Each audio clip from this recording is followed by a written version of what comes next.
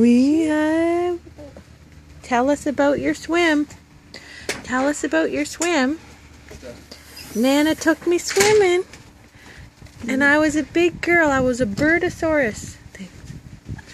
And now I'm just nudie, enjoying the nice summer days.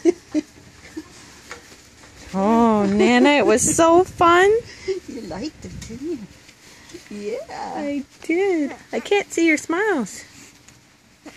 Oh, you have some stories. Look at Ducky. And then I did the backstroke. Look at the Ducky.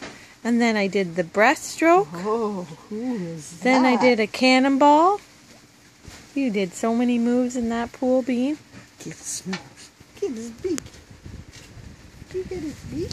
Whoa. Oh, give him a hug. Oh, so cute. Oh. You know what Nana's saying to you. Yes. Oh, I'm going to have a 2-hour nap, and everyone's going to get to nap and sleep and rest now. Is that right? Oh, good. You think you need your clothes on now? Maybe.